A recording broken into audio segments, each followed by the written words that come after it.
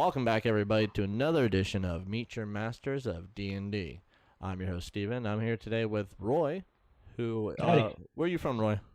Peyton, Colorado, way out in the middle of nowhere. Nice.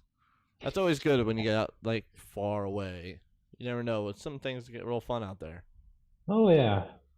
That's definitely a way to put it. Well, I have a friend up in North Dakota right now, so he's, like, right at the border of North Dakota and, like, a little ways away from Canada. He's in the Air Force, so nice. He's like, there's nothing out there. Closest thing is like 500 miles, some shit. But, all right, so let's go ahead and get started. For those of you who are just tuning in the first time, this is the way this goes is I'm going to ask Roy some questions about being a DM and all the stuff that he likes about being it and what he does, and just kind of get the sense of what all DMs do out there. Not all of them are the same, and some are different from the others. So it's always good to get different aspects on different questions. Mainly the same questions, but different results usually. So we'll get started. So what is your preferred system to play in? Since you've only been playing for, what, 2 years now? I've been playing for a long time, since high school. I've only been DMing for 2 years. Okay. I admittedly prefer Pathfinder, because that's what I know the best. Learn GURPS, though. It looks interesting. Okay. Have you tried 5th edition at all? I've tried playing 5th edition.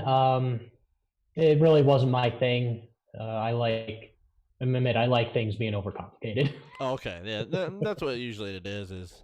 But it gets really complicated in 5th edition, trust me. If you want to be complicated, just have one of your players be a wizard, and you'll be there for 5 hours trying to figure out what the hell's going on half the time. Fair enough. I always played rogue, so. See, I did too. I played 3.5 rogue. Then I multi-classed into a wizard because I didn't want to make it easy enough. So what do you prefer to let your players do? Roller stats, or if I'm not sure if there is a point buy system in 3.5. There's a point buy system in Pathfinder. I don't know about 3.5. I don't think there is. But I do prefer point buy, so just so the players don't say, "But look at his strength. I want that." Yeah, just get what you want. And, okay, so you do the point. You do the point buy. Mm-hmm. Okay. So I haven't played Pathfinder at all. I've only been 3.5, and now I DM a 5th edition. But what's your take on homebrew games, like homebrew content, versus the campaign material, like the modules that they put out? Some of the modules they put out are pretty interesting. I play Pathfinder Society. That's the organized play. So there's some interesting things in them. But for Pathfinder, I would definitely recommend homebrew stuff because there's a lot of third-party content. Everything that you can just work with in more easily into a homebrew campaign than you can the modules, because they're set up, have the regular Pathfinder stuff. Oh yeah, of course. Yeah. What got you into being a DM for your games? Necessity. Necessity. Yeah, because the guy who normally DM'd with us, when I started, I had moved out. I normally DM said, no, I don't want to. I'm a bit done for now. And I'm like, here's my chance. Nice. So how do you like it so far being a DM?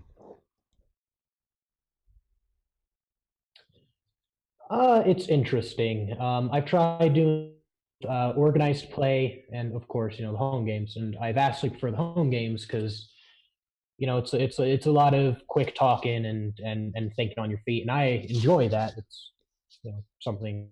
So yeah. So would you say you do? It's a lot more of an improvisation when it comes to being a DM. Oh yeah, definitely.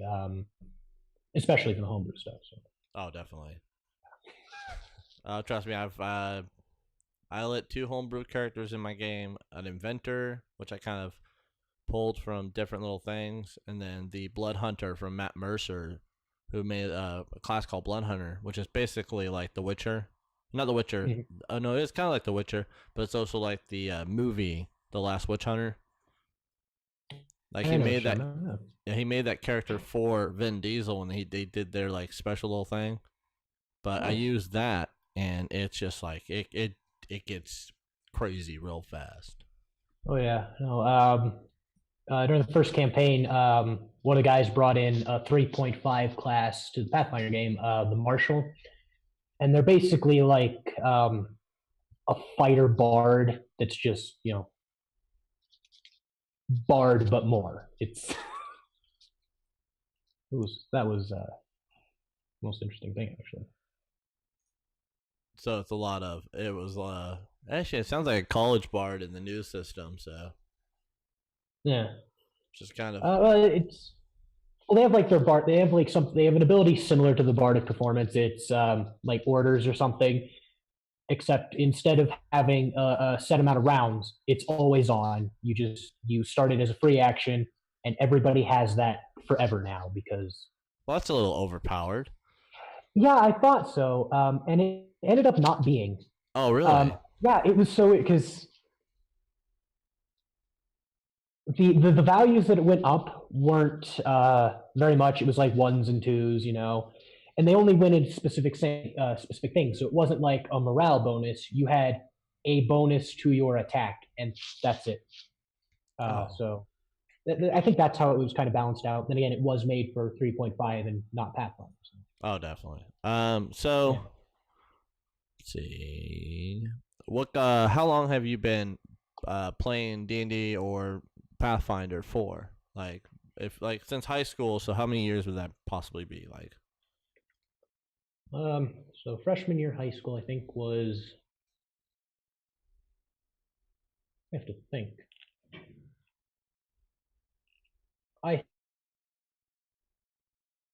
Oh, did we lose you? Yeah, about 7 years. About 7 years? Okay. Well, that's not bad. Yeah. So, maybe 2010. Yeah, so. At least I think. That makes sense in my head, I should say. Oh, yeah. So you basically, you got into it because you had to basically, the point you got to become DM was when everyone was, the DM was kind of a necessity, yeah. Okay. And it's not to say I didn't want to, but I'm a very kind of skittish person. I didn't want to show up and do everything horribly. So. Oh no, that's just that kick in the pants that I needed. Oh yeah, no, trust me. That's for every new DM, that's the one thing you can be terrified of is pissing off the players and not wanting to play with you anymore. And oh yeah. And I don't understand how some DMs could be that martial DM who's basically going in there saying, no, this is the law. You're not doing anything. You're going this way. And how those players keep playing with them if they're doing that every time, unless they're into that thing.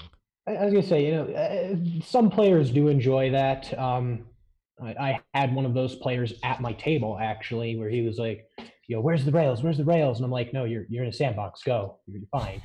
I'm going to put you in here and just go. And that's what you're doing. That makes it fun.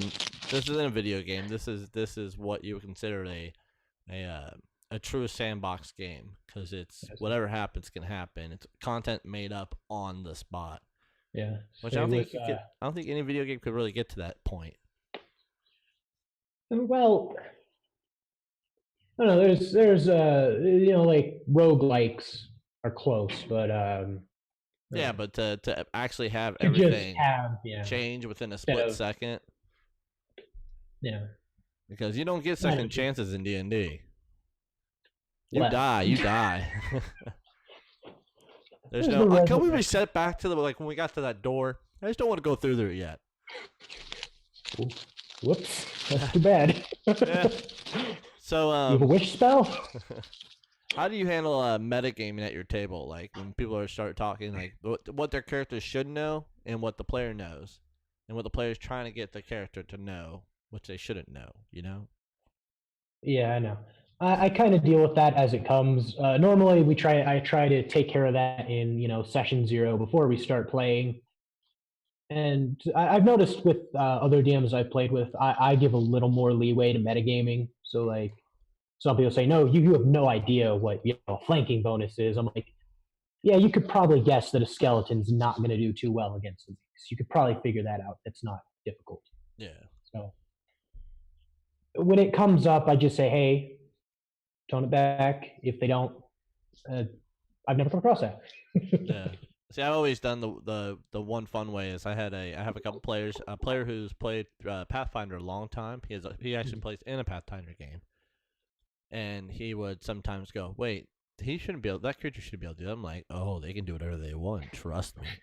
I've never had a creature have the exact same stats that are in the book.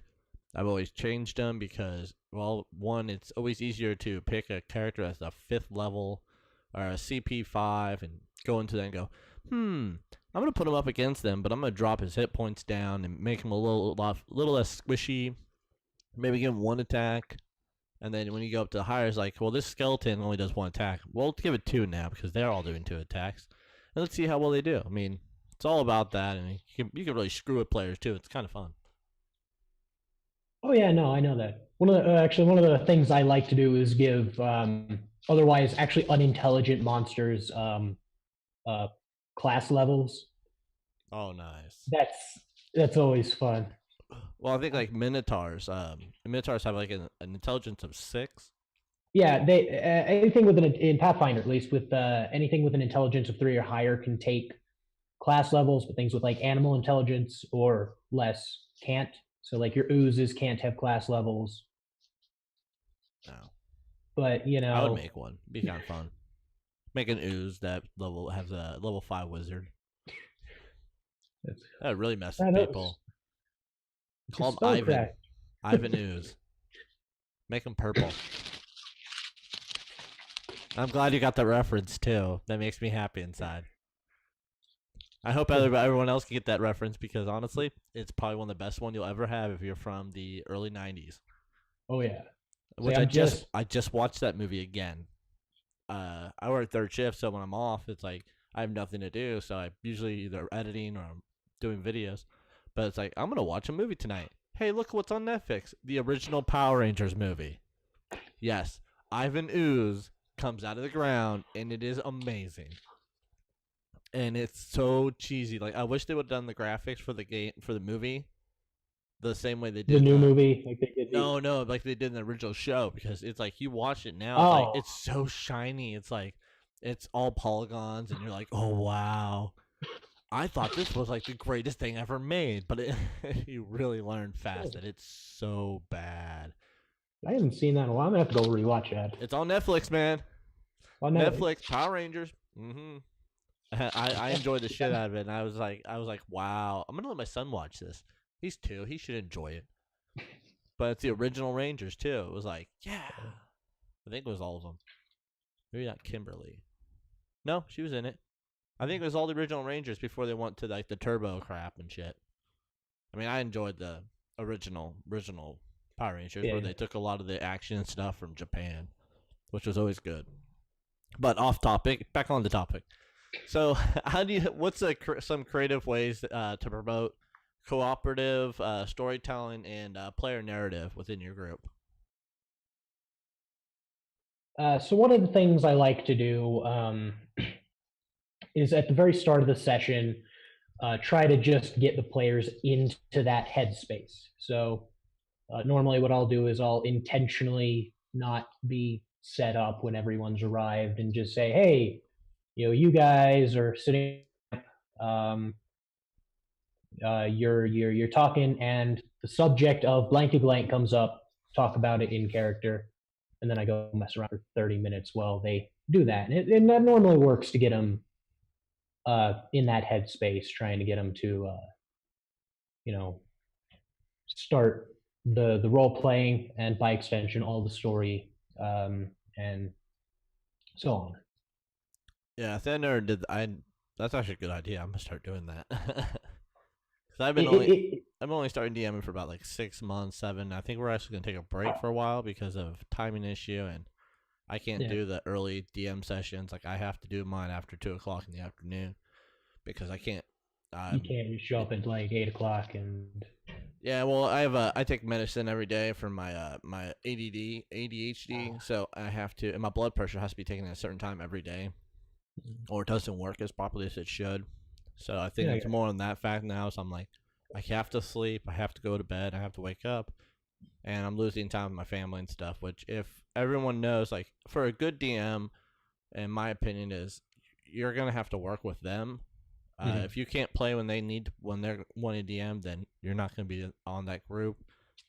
But it's like your family comes first in anything that anybody plays, D&D, sports. If your family comes first, you should always be willing to put everything aside and go, you know what, we need to take a step back. And because not only DMs have this problem, players sometimes can't do it either because of family. And you can't be like, well, you can't play if you can't play this time. No, you try to work with each other. And have you ever had like a problem with like a player not being able to play because of certain little things, or has scheduling issues? Not yet. Typically, I make it known at the table that just let me know.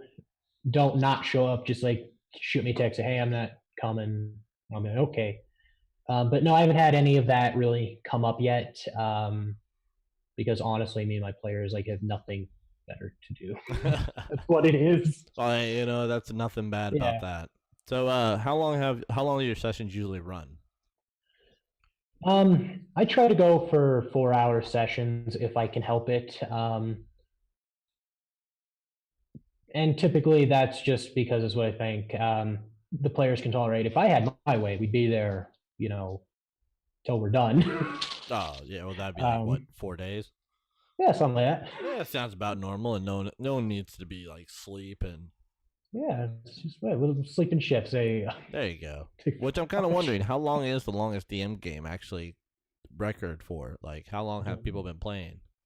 Like a straight camp, straight. Like the longest time, because I think it'd be a cool little challenge to do. Because I think me and my group wants to do one like for a 24 to 48 hour D&D game. But I told them if we do that, then it's gonna be on like a weekend where I have time off. And then on top of that, it's going to be more of we're streaming this shit, because if we can get a record or something, I think that'd be freaking awesome. That'd be pretty cool. One thing you got to keep in mind, though, is people get cranky. Oh, no, that's even better. That makes one person that you don't want to get cranky is the DM, because they can go from like, you guys are in unicorns and Buffy Log land, to there are 14 dragons around you because I haven't slept yet, and you're all going to die. Roll initiative. Yeah, I got you. So, how do you handle difficult players or non-cooperative players in your game? Poorly. I'll freely admit that. I kind of say, going back to session 0, I let everybody know this is our time. We're all here to have fun. And if you're not here to have fun with us, we can have fun without you. I haven't come across a really difficult player yet. I've come across people, being cranky, maybe had a bad day. I normally pull them aside, say, "Hey, you wanna talk? Do you need to cool off? Do we have to have a break or something?" And normally that's enough. But I have yet to come across a player who's,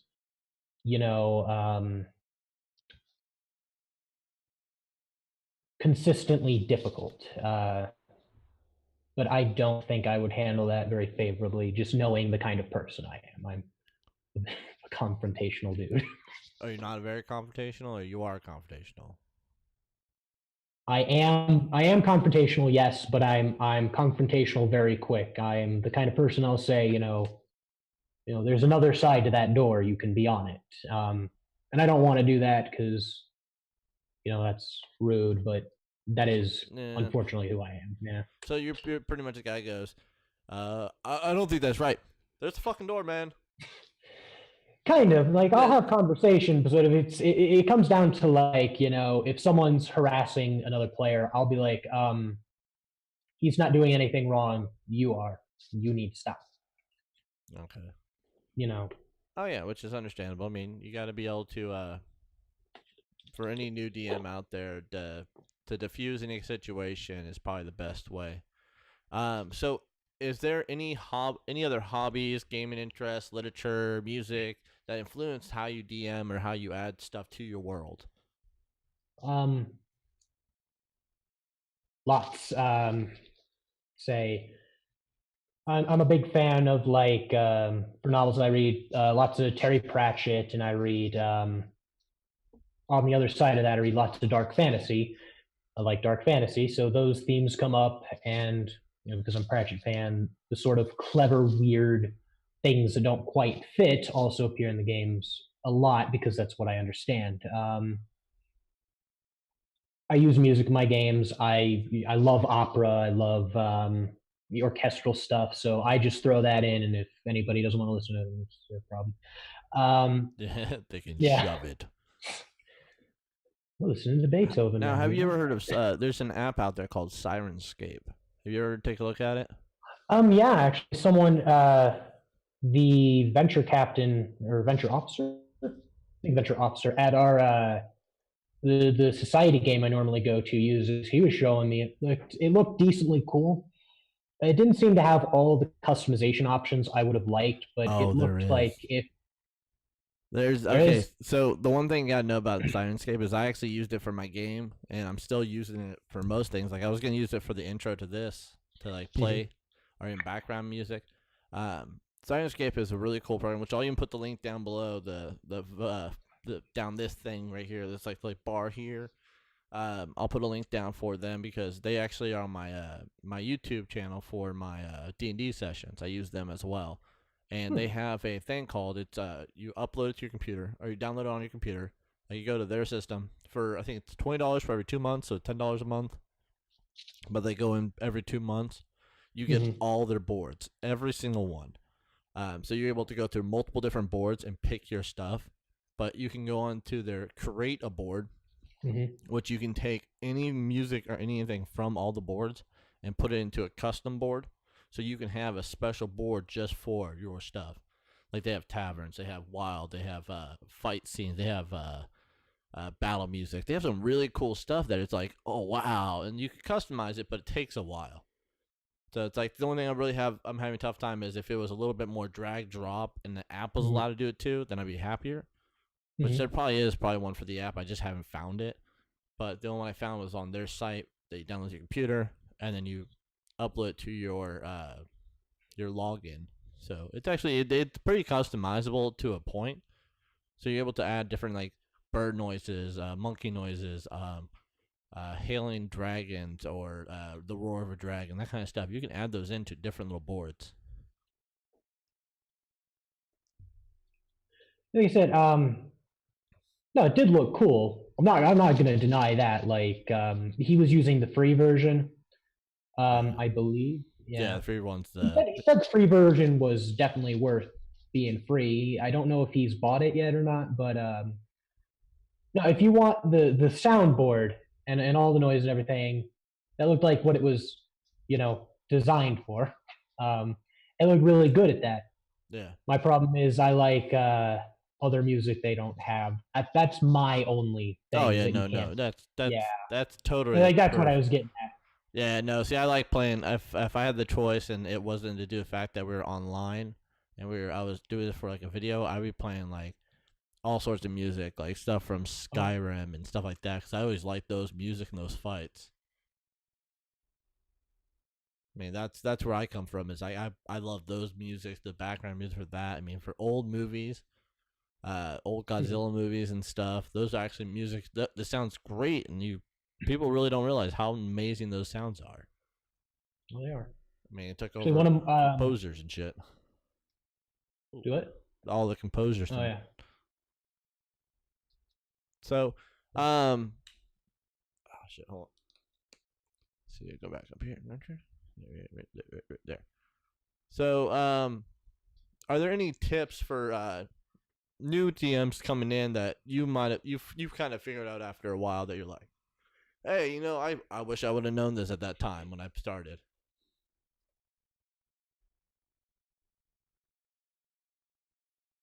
As cliche as it sounds, just be yourself, man.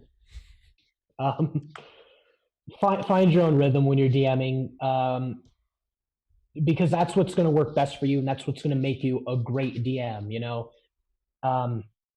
Like I could not DM like what's it? I can't think of any specific names. I couldn't school DM who was very by the book and very, you know, let's get this done sort of dude. I couldn't do that. If I tried, my game suck. My game would just suck. So finding what you're good at and what you like and what you can do is is definitely the best bit of advice I could give anyone. Oh, jeez.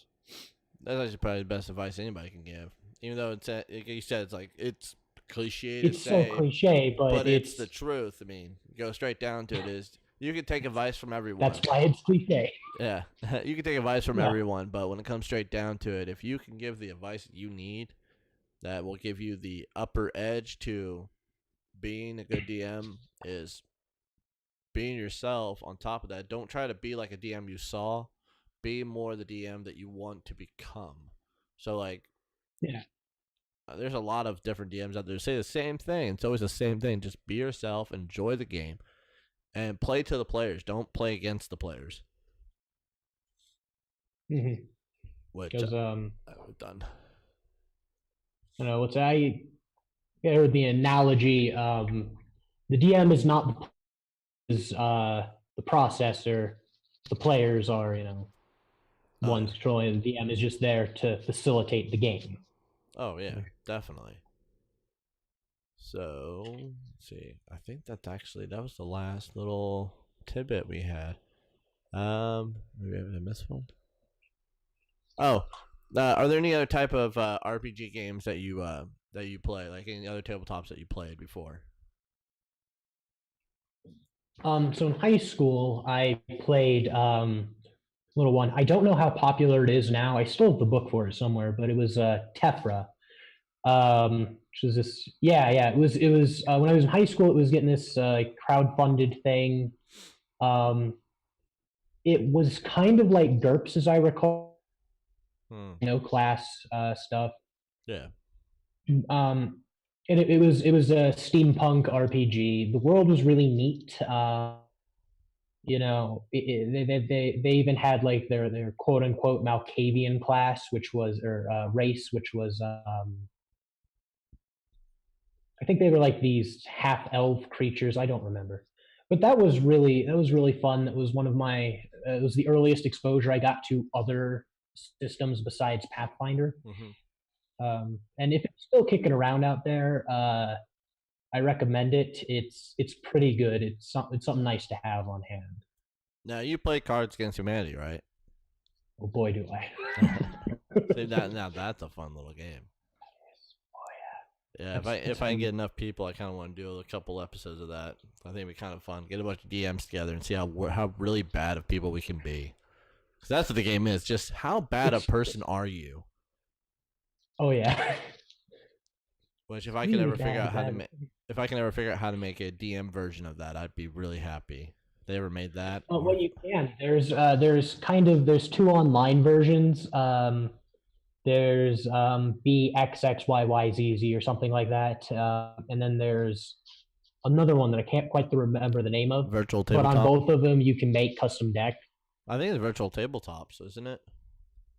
It's an No, it wasn't Virtual Tabletops. It's older than that. They're specifically Cards Against Humanity simulators. They're basically online knockoffs. I was gonna say, because there's like virtual tabletop. You can put D&D, you can put anything in it, and it's kind of cool. But you can also do is put any kind of card game, and a lot of them like Cards Against Humanity and stuff like that. You can actually put those in as well. Which I think that'd be the best way to play, because you flip the cards and everyone can be playing in the same area. I mean, it's all via computers and it's fun stuff, but it'd be fun. Okay, so if you're not sitting right next to the person playing. Say it again. I lost you there for a minute. Oh, sorry. I was gonna say, if you're not sitting next to the person you're playing with, it's good.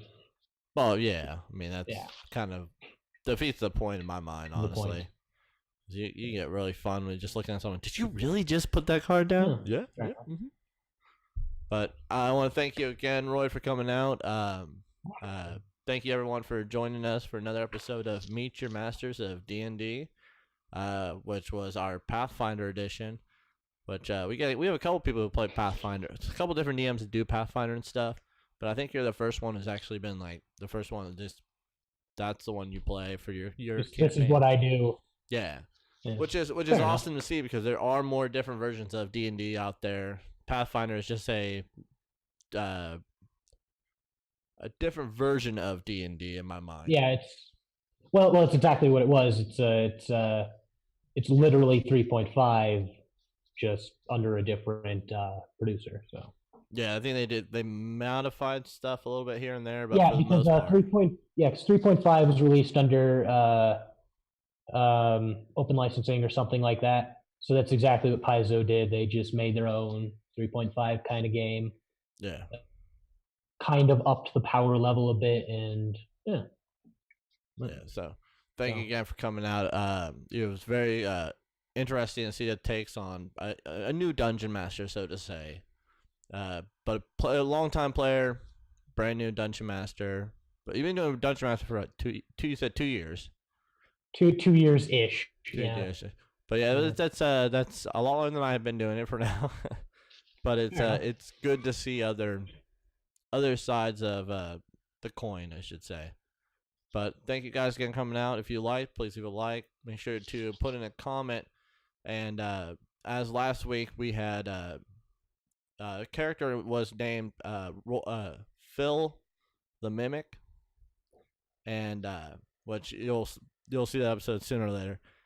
But if we can keep it going, if you have any games or any game that you've played and you've added a Phil the Mimic, let me know in the comments below. And then you guys have a great night, and we'll definitely see you next time on Meet Your Masters of D&D.